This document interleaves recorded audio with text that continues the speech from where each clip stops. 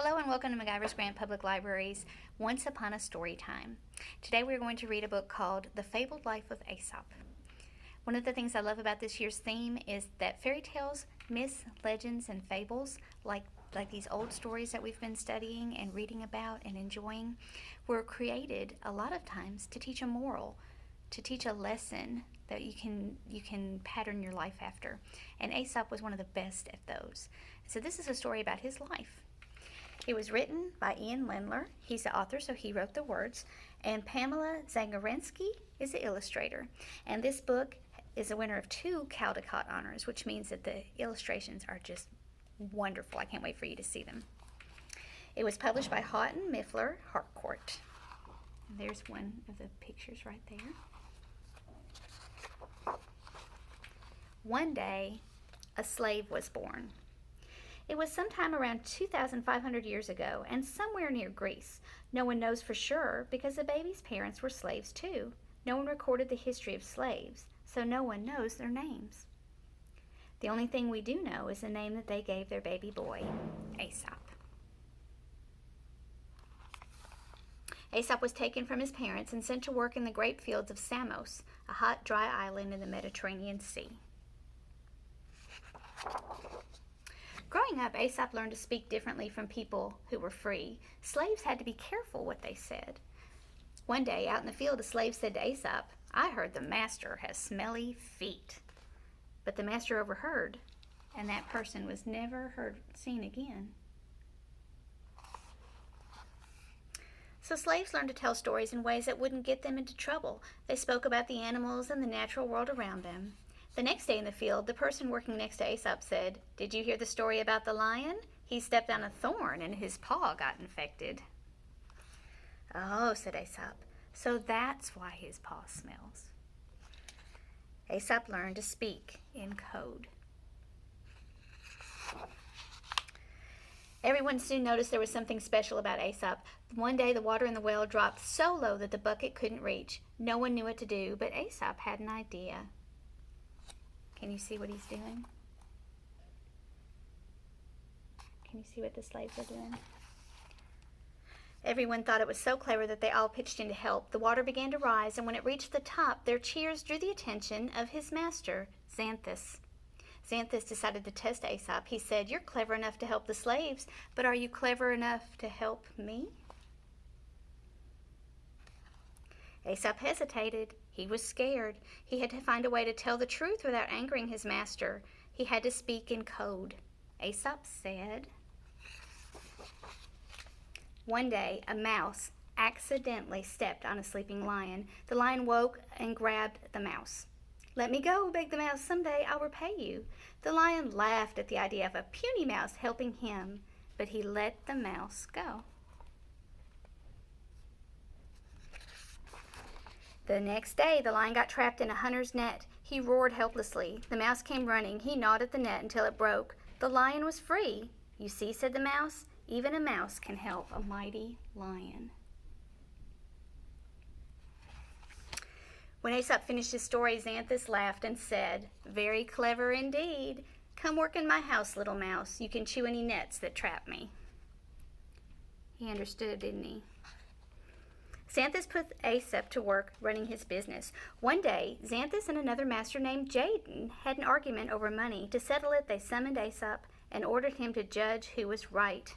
Again, Aesop hesitated.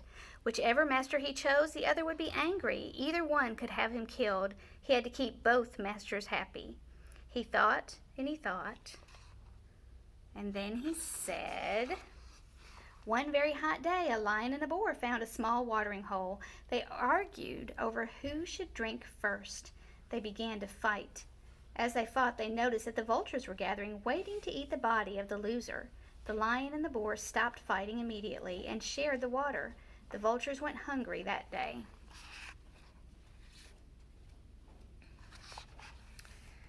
"So it's better to make peace with your friends," said Jaden, "than be eaten by your enemies." The 2 masters agreed that Aesop's advice was very wise. They settled their argument peacefully. Jaden was so impressed that he asked to buy Aesop. You see, no matter how clever or kind Aesop was, he was still just a slave, and slaves were something to be bought and sold. Xanthus agreed, and once again, Aesop was taken away. In his new home, Aesop went to work. For every problem his new master faced, Aesop created a story about sly foxes and foolish farmers or clever mice. The stories warned against greed and deceit. They taught the value of working hard and being honest and humble and kind.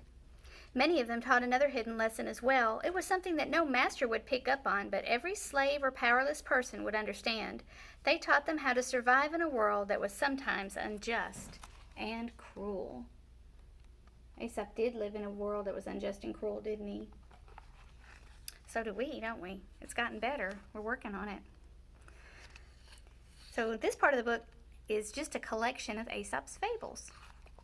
I'm not going to read these. I'm just going to show them to you, okay? The Tortoise and the Hare. I think we've heard that one. Have we heard that one? The Boy Who Cried Wolf. Oh, I remember that one. The North Wind and the Sun. I like that one. That's one of my favorite ones, I think.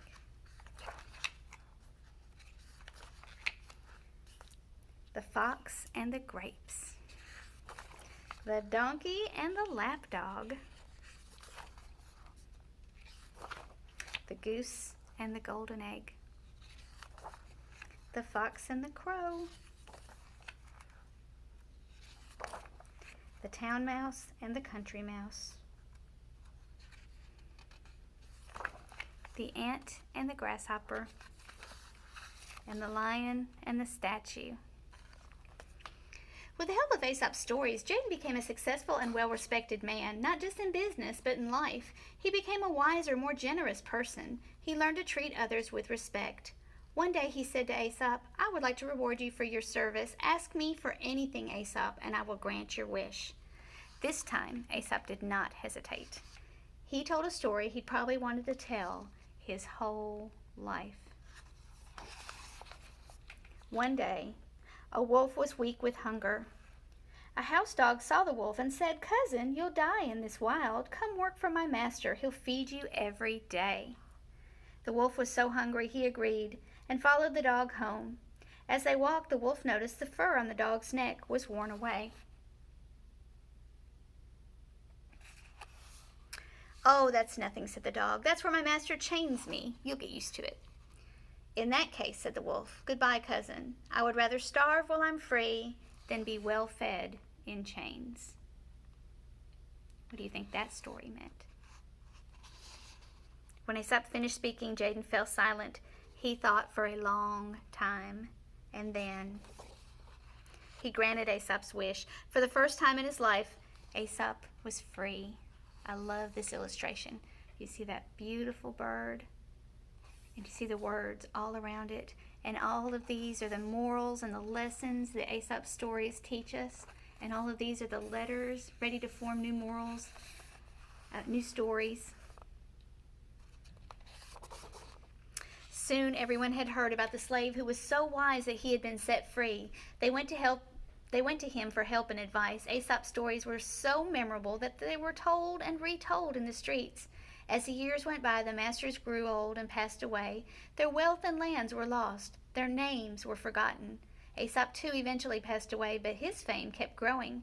His stories were repeated in homes and town squares for generations, for centuries.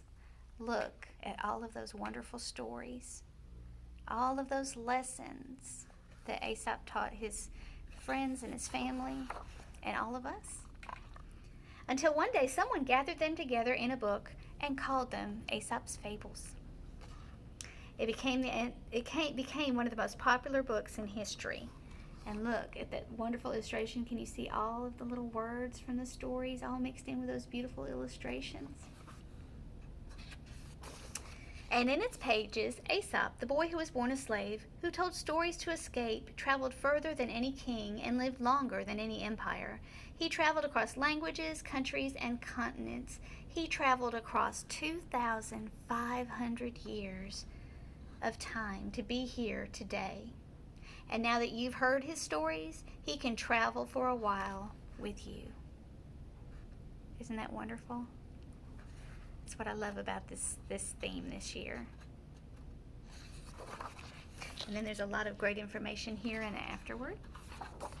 And there's a bibliography that tells where they got their information from. That's so important in books like this, isn't it? So this told you a little bit about the man who wrote so many of the stories that we grew up listening to and that you are listening to now. And here I just wanted to share this book with you. I'm not going to read it. This is The Lion and the Mouse, and it's by Jerry Pinkney, and it is also an award-winning book.